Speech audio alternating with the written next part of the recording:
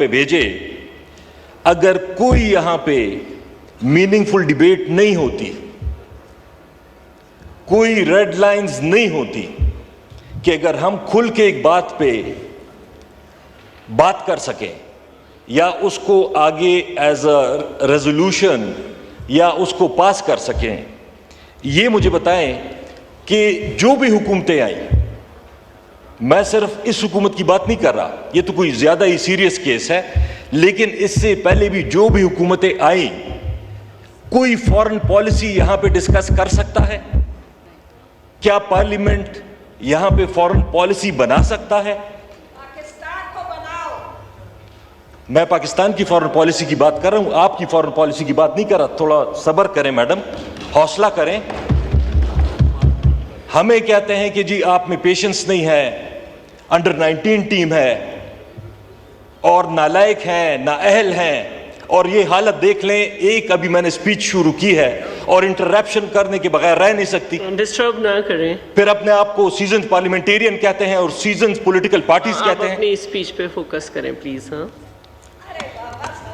نہیں میم، آپ اس طرح ڈسٹرب نہیں کریں. چلیں جی، ڈیموکریسی کی یہاں بات کی گئی. پریزیڈنٹ صاحب نے کہا کہ قائد اعظم محمد علی جناح، شہید ذوالفقار علی بھٹو اینڈ شہید محترمہ Benazir Bhutto who spent their lives being advocates for democracy. اب ڈیموکریسی کی حالت آپ اس ملک میں دیکھ لیں. اس ملک میں کس طرح کی ڈیموکریسی ہے؟ میں اپنے دور کی میں حقیقت بتا رہا ہوں، میں جھوٹ نہیں بولوں گا. ہم سے بھی غلطیاں ہوئیں، میں مانتا ہوں ہم سے بھی غلطیاں ہوئیں. 2018 کے الیکشنز پہ سوالات اٹھے، لیکن اگر اس پہ 10% سوالات اٹھے، 2024 کے الیکشن پہ 100% سوالات اٹھ رہے ہیں. میں یہ مانتا ہوں کہ اگر ہم نے 3.5 سال میں وہ کام نہیں کر سکے جو ہمیں کرنے چاہیے تھے، یا کمزوریاں تھی یا کولیشن تھی یا جو بھی تھا، لیکن 35-40 سال سے تو جو اس طرف 2 یا 3 پارٹیاں بیٹھی ہوئی ہیں، انہی کی حکومت ہے.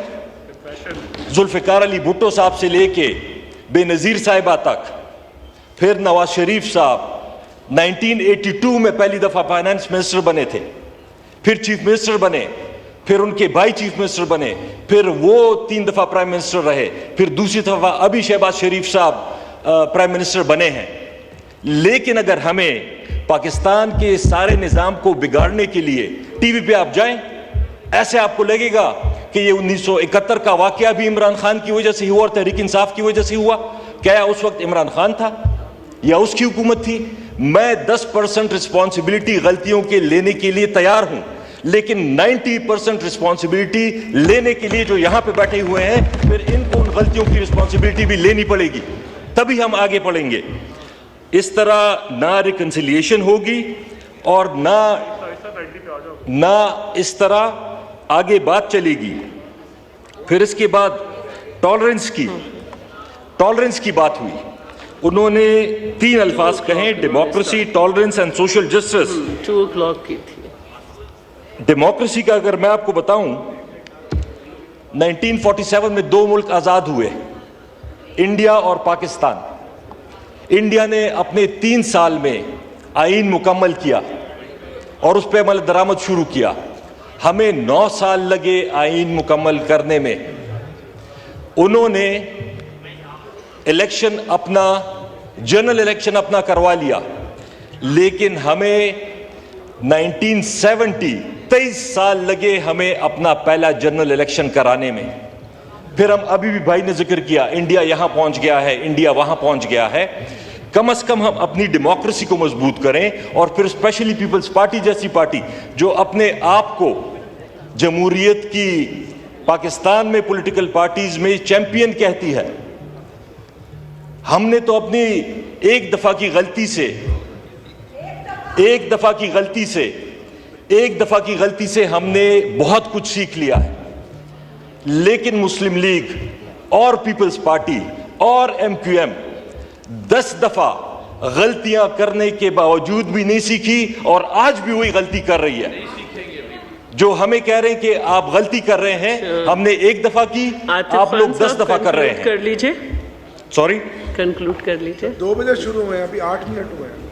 मेरे सामने मैंने लगी stop हुई, watch मेरे लगा सामने दिया। लगी हुई। मैंने स्टॉप वॉच लगा घड़ी भी कहीं फॉर्म 47 वाली तो नहीं है, ये जरा नहीं, चेक मुझे करवा नहीं लें कि मालूम, असली ये वाली है आपके या दौर कौन में सी। भी लगी हुई थी। आरटीएस वाली है। अच्छा, यहाँ पे प्रेसिडेंट साहब ने जिक्र किया रिफॉर्म्स का, और ये कहा, I strongly believe that in order to align our country with the 21st century. अब 21st सेंचुरी के साथ अलाइन करने के लिए सिर्फ तकरीर से नहीं होगा। जमहूरियत सिर्फ इलेक्शन नहीं होता, जमहूरियत एक सोच होती है। अगर सोच आपकी जमहूरी ना हो, अगर सोच आपकी जमहूरी ना हो, तो आप जमहूरियत ना अपनी पार्टी में कायम कर सकते हैं और ना मुल्क में कायम कर सकते हैं। मैं ये कह रहा हूं कि अगर 21st सेंचुरी में जाना हो, मीडिया की आजादी, आया इस वक्त मीडिया आजाद है मुल्क में?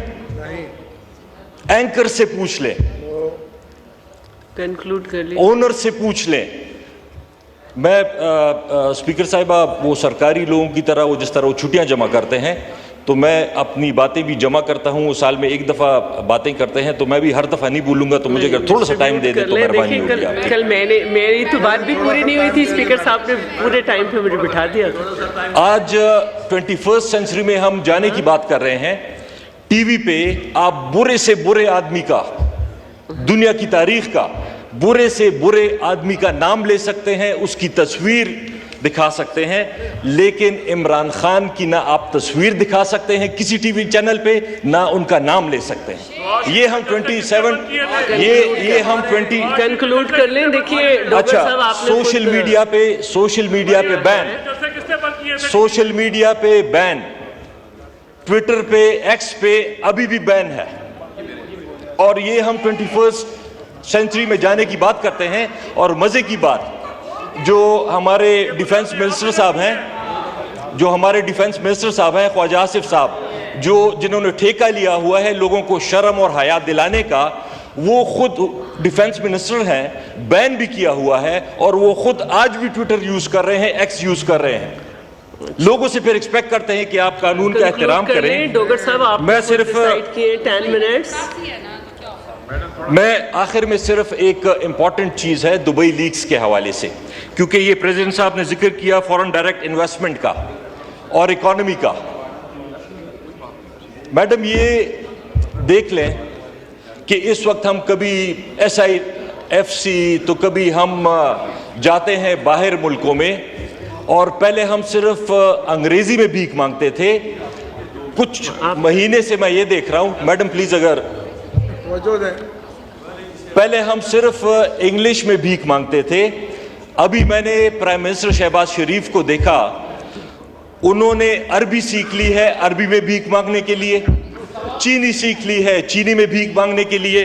अगर हमारी अपनी ये हालत है, अगर हमारी अपनी ये हालत है कि हमारे $12.5 अरब पॉलिटिशियंस के, वाइंड अप करता हूं, पॉलिटिशियंस के, जजेस के, जर्नैलों के, ब्यूरोक्रेट्स के,